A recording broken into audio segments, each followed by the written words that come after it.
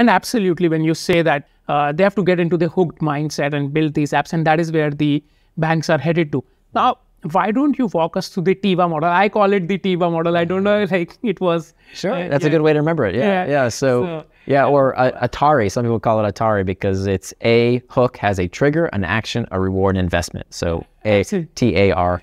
Yeah. Why don't you walk us through the model and like a brief thought process around it? Sure. So the hook model is a design pattern. It's an experience to connect the user's problem to your product with enough frequency to form a habit. So the hook has 4 parts, and the hook model starts with a trigger. A trigger has there are 2 kinds of triggers. We have external triggers, and those are all the pings, the dings, the rings, anything in our outside environment that tells the user what to do next with some piece of information. So some kind of call to action. We'll talk about the internal trigger, the other kind of trigger, in a minute.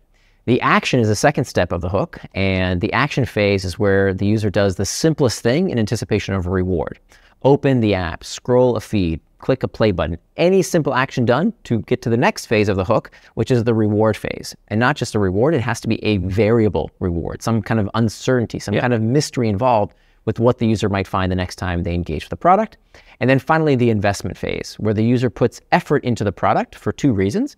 Number 1, to store value. This is a really big deal. The product needs to appreciate with use, and to load the next trigger, to bring them back because of something that they themselves did.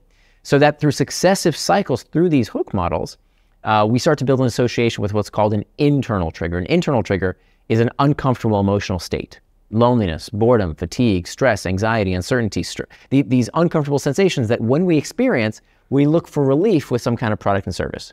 So the ultimate goal of a habit-forming product is that the user uses the product not because of a ping and ding, but because of some kind of internal emotional state. So when I worry, when I have financial insecurity, where do I go? When I fear that I won't be able to buy something in particular, when the stock market's going crazy and I'm uncertain, where do I go to for relief? And if you can become the product that people turn to with little or no conscious thought out of habit, that's a huge moat of defensibility, because once you build a habit with a product, you don't even give the competition a chance.